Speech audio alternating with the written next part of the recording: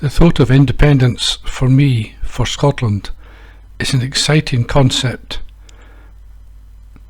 So this brief talk, which lasts about 25 minutes, is to give my view. Everyone has a different view, but lots of things that we need to do will be common. So here we go. The talk includes all of these items very quickly, including URL links where applicable. I recommend that you watch the whole thing through without pausing, and then using the video slider go back to the parts you'd like to read in detail. Self-determination, that's what it's all about. The ability to take control of our own country, to manage things for ourselves, to be our own country once again. The UK, with its Houses of Parliament and its two very adversarial, old-fashioned, archaic procedures that have been managing us since 1707, will disappear with independence. We will have a debating chamber, modern, dynamic, computers, no archaic procedures. I've even got to like the new buildings. Took a while, but they look okay now.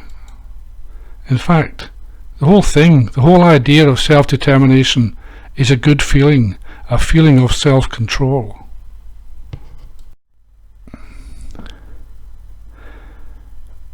The UK Parliament and the UK system is set up with 650 MPs, but because England is the highest area in terms of population, no matter what the other devolved areas want for themselves and for their people, they can never ever change what England wants. Since 1955, Scotland has only supported 7 of the parliaments that have actually run our country. Holyrood, which is done by the PR system, roughly gets the number of MSPs it has voted for as a percentage of the population in the vote. These are the 2016 Holyrood election figures. Only these parties support independence. The others, although they manage in theory for Scotland and they do well in committee, at the end of the day, the people in the non-highlighted areas support a foreign country. Their allegiance isn't just to Scotland. Only 52% of our Parliament actively supports Scotland. That's Holyrood.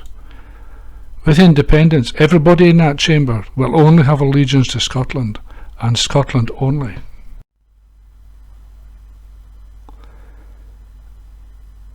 All the MPs, because they will be MPs then, not MSPs, support Scotland only. They are directly responsible and must act accordingly, and all parties will be funded in Scotland by Scots for Scots. If you believe in unicorns, well, I don't, but it seems strange to me that MPs as a breed can lie, change a tune every day, which is atrocious. In any other job I've ever worked in, if you did this all the time, you'd be unemployed.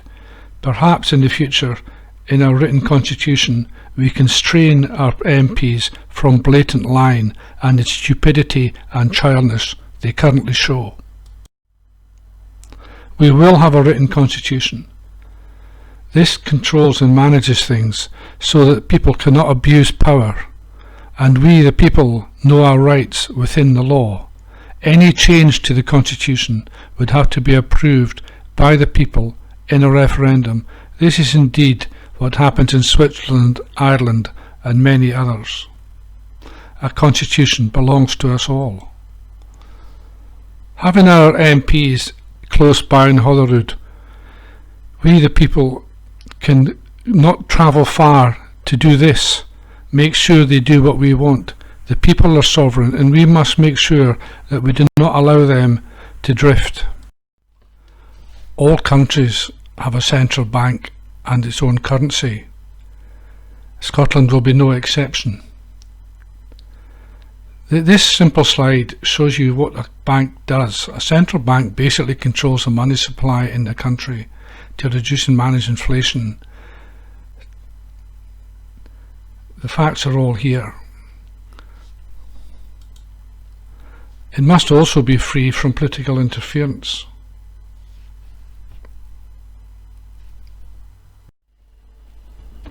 Scotland will have its own currency. This image, found on the internet, shows Nicola with her hair getting ruined on a banknote of a possible future, obviously created by a unionist.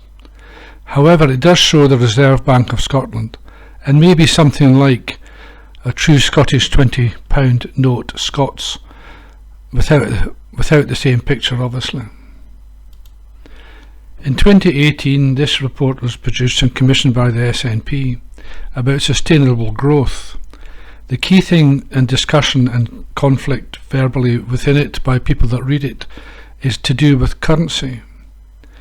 In this report, the author stated that for the first 6 to 10 years of an independent Scotland, that Scotland would use pound sterling, which would allow the Bank of England to control Scotland's interest rates, which meant that from the currency point of view we would not be independent. Many people, myself included, don't agree with this.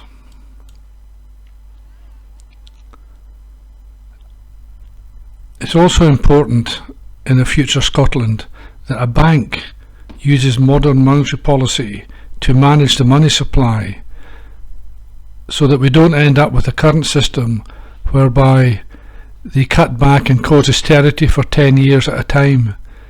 We must do something better than this, and modern monetary policy is the way to go.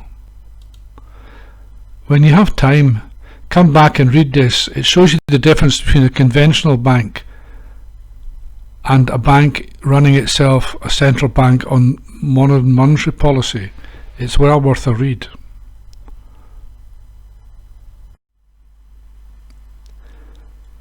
We will have a Scottish pound.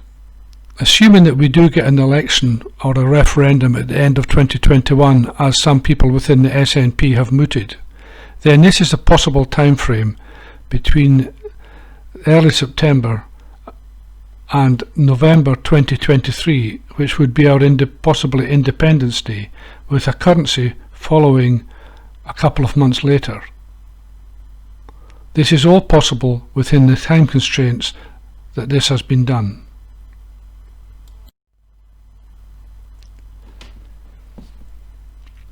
Currently our country, and indeed the whole UK, has been moving to a low wage society, and also manufacturing has declined from 55% in the early 70s to 18 to 19% today in the UK as a whole. The figure for Scotland is 25%. As an independent country, day one it would be 34%. Manufacturing and wealth creates wealth. If we create wealth, we can afford social policies which help all of us, allow us to have a higher wage, fully skilled or semi-skilled, higher paid society. We must take a long-term view, and our government in the future must push manufacturing.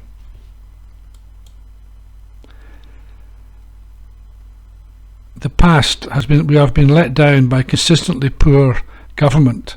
In fact, in the 80s and 90s, the UK became deindustrialised, and most of our manufacturing went overseas. We lost it all. We lost the wealth generation. That is why with the COVID we are suffering more than most wealthy countries, because our economy is based on the internal service market. So when shops shut and people get depressed, everything declines.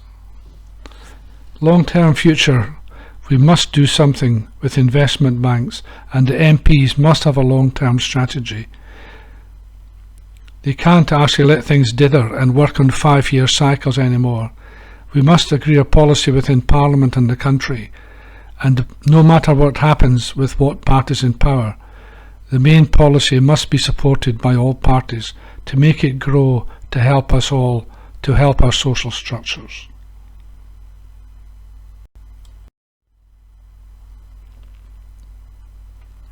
Most of us know that Scotland has been very good at creating more and more renewable energy. So you actually see hilltop turbines, sea turbines, underwater turbines, pump storage schemes, solar panels. Scotland has a capability at the moment, although we can produce up to 90% of our power on a windy day from recyclable, renewable energy. We have the capability through undersea turbines and above sea turbines to generate at least 5 times more electricity than we, Scotland, will ever need. We could use this as a wealth creating thing similar to Norway's oil if we export it across Europe.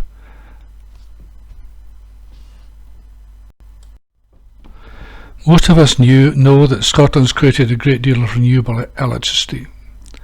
Prior to 2015, Scotland had no strong high-capacity electrical links to England. However, since then, due to the fact England is short of power, lots of money has been spent moving electrical power from the renewable areas to usage within Scotland and also to England.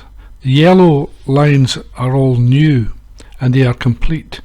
The blue lines are either being installed now or are in the final stages of planning and will be there soon.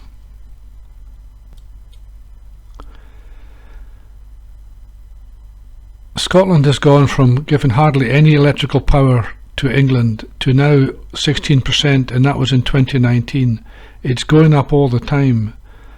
In 2019, Scotland did 82.5% renewable energy for itself. At the end of 2020, this had gone to 90%. Our vision could be that using all the turbines, especially underwater turbines and sea turbines, that Scotland could produce 5 times more electricity than it needs for itself. If we exported this to as many places as possible, this could, if we wish, be our wealth fund and replace the thing that we see in Norway. These photographs, all taken within the UK, show us clearly that everything isn't going well in our society. It is an embarrassment that one of the wealthiest countries in the world in terms of turnover actually allows this to happen. It's due to poor management and poor government over decades.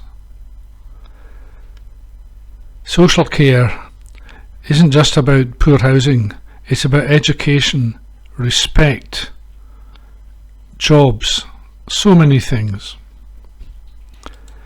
Within the UK, as this chart shows, it's actually 16%, that's 14 million people, are living in a definition of poverty. And even more crazy is the fact that 8 million people are working and still needing benefits because they're in poverty. We also have the lowest pension payments in the whole of the industrial world.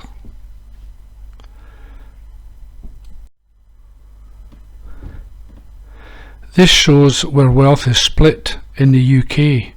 You can see here clearly that most of the wealth per household is in the south of the country, the UK. And here's another definition of wealth in the UK. Scotland, as part of the UK, pays more to the centre than it gets back. For every pound we are given by the government of the UK, we give £1.50 back. With an independent country, we keep all that money for us.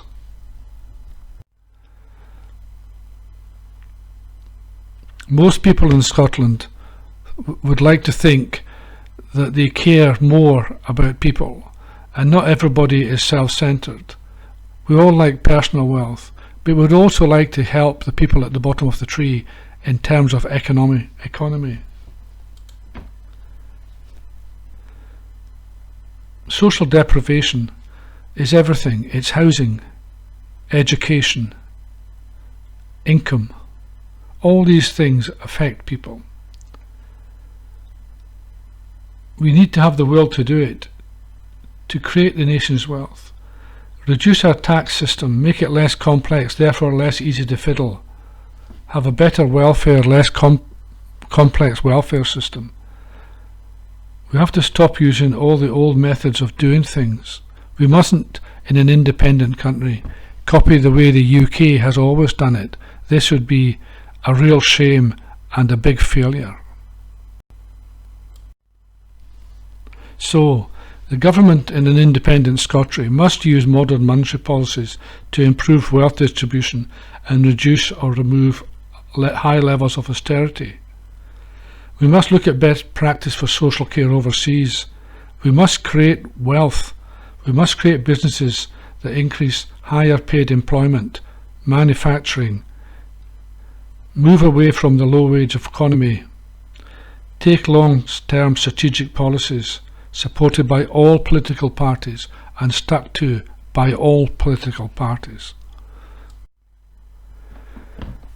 Annual ground rent is a new way to tax. It totally replaces the current system, which is based on taxing wealth. With annual ground rent, you tax land.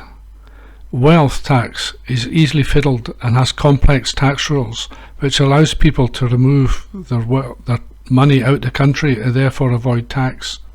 With annual ground rent, because it's taxed on land, you cannot move the land, therefore there will be no theft of tax. Everyone will pay tax that they are due.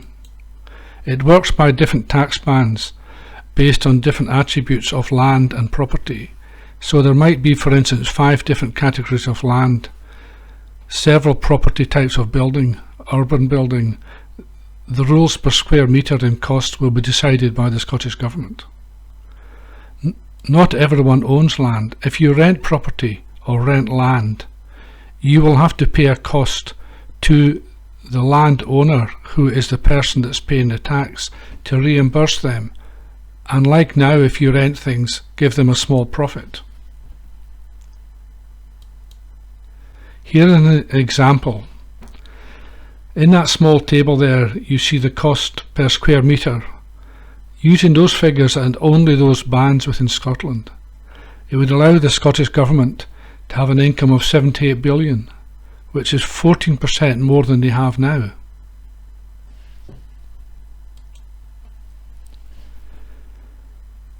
Here is the impact on you.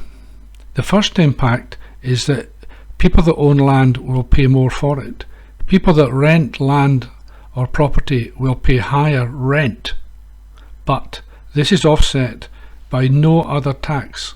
Think about this. No other tax. No tax on income, no tax on money, no tax on inheritance, no tax on goods, services, no VAT, no council tax, no business rates. Think about it when you buy something. If you take 20% off. Insurance. Some insurance is quite high. There will be no tax on insurance. Only tax on land. And if you rent, then you pay the proper cost to the owner of the land. Obviously, there will always be people that genuinely, through whatever reason, can't pay, and like the system now, the government will have to allow and adjust for this. Citizens' basic income is a way of the government giving everyone, whether you're working or not, a set sum of money every year. The Scottish Government could afford this with annual ground rent, with increased wealth being created due manufacturing, better bank policies with modern monetary policy. We could do this. We could give each of our citizens, whether you're working or not, a tax-free income per year of between 8,000 and 10,000. Citizens' basic income works that if you're under 18, you get less money from the government in a CBI scheme, but if you're over 65 and retired, you get more because this is your pension. Think about how this would work as an income. If you had annual ground rent, okay, you wouldn't pay a lot of taxes, although your costs would go up, but this would be offset. Obviously some people in society would have to end up paying more, but that's the way life is.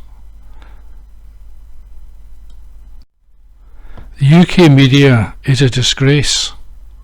It is totally biased towards the right-hand view. So here is where we are with the news media according to me. On the whole, the UK media is against independence, no matter what part of the UK you are in. The majority of printed and broadcast media supports a right-wing view of life. UK papers and media show a very poor understanding of Scotland and other parts of the UK on any topic. Sometimes this is political distortion, but quite often it's pure a lack of knowledge, ignorant of the country they live in. The media has poor governance because it's self-governance, allowing media to actually be unkind to people with very little comeback. The BBC is paid for by the state, managed by the state, and it serves the state. Much of our media is owned by companies and businesses and individuals overseas. Hopefully, with an independent Scotland, we can get these things. Obviously, it'll all be pro-Scotland. But we must somehow get a better balance of political views in the future. At the moment, our media is totally distorted and biased. We must ensure we have non-voluntary controls of the media. The media must be under statutory control to behave. That doesn't mean distorting the media. You can have a free media, but you must have discourse and you must have recompense, so that if you're actually seen and slighted by the media, you can go through a complaints procedure, so that if you win, you may get some money, but if you win, you will definitely get the same space on the same page to have a go and get a retraction. We must try and expand the media to cover other smaller groups if at all possible, so that we do get a broad view in media. Also, I believe that in the future Scotland we should have Scottish ownership of all media. So if the business isn't registered in Scotland and owned by an individual and a company living and resident in Scotland, I mean the people here resident in Scotland, then you can't own a media outlet. This is what Norway does. We can have better media. The current one, as I say, in my opinion, is a disgrace. I had at this stage going to provide another summary of the whole talk, as you can read here, but I've decided not to. What is a country? A country is an area of land lived in by a people that recognise what that boundary is and managed and run by those people for those people. That is what a country is. In Scotland, most of us recognise that it doesn't matter if your generations go back as being Scots, traceable back to the Vikings even, but we also have lots of immigrants and people that have moved here over the centuries. They're all Scots, and it is us, we the people, that can make an independent Scotland dynamic, exciting, part of the EU, part of the world community. No more insular Brexit. No more inward-looking navel-gazing. Let's do a good job. We are Scotland. We are the people. Let's manage our MPs. Let's control our written constitution. Let's manage and create wealth. Let's stop poverty as best we can. This is a nice song by the Proclaimers. When you have time, go back and read this. It's actually about immigration into our country. It basically says we're all Scotland's story, no matter where we come from. In the year 832, this was the flag first used in recording history by a force of Gaels and Picts fighting against an English army whose general was called Athelstane. He ran a country which was part of the north of England, having a go at the Scots. The battle was held at Athelstane Fort, named after the English general. We are an ancient country. With independence, we can have a future with our past to create a wealthy country, a prosperous country, an international country, a country where its people hammer the MPs to do the job properly, who demand that the MPs plan ahead and do everything well for us, the people. We must, the people, and only the people, must ensure we are governed by the people. We must not allow MPs to govern us. Yes, we can, and yes, we must. Thank you for listening.